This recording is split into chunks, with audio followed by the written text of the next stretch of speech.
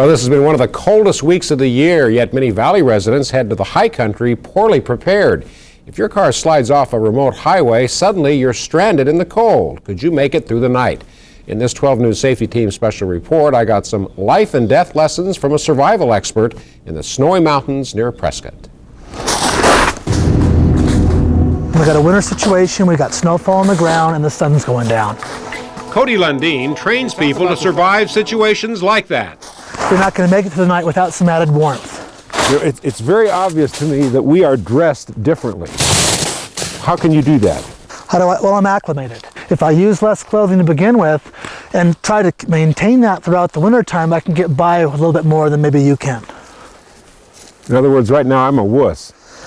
No, you're just used to wearing clothing. You know? But even my clothes would not be enough to survive the night.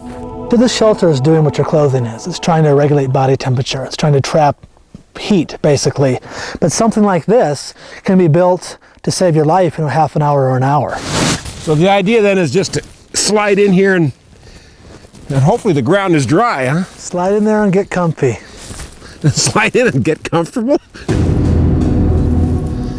Before I lose daylight, I need to gather fuel for a fire, which is tricky in the winter.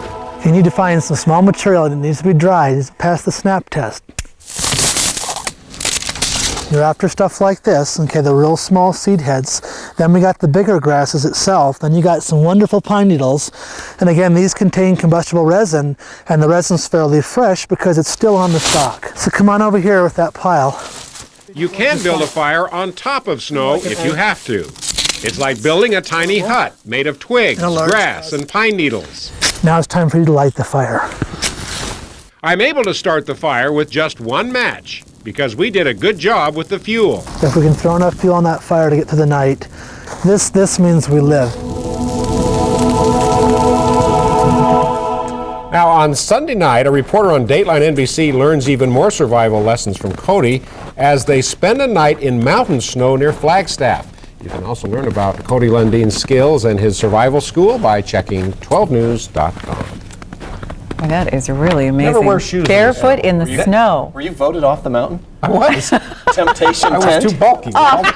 You was? Oh, man. Good stuff. Tomorrow night on Dateline? Or is it Wednesday? Sunday night. Sunday. Sunday night on I got Dateline, to check the yeah. calendar. Hey, Must see TV. Must see TV.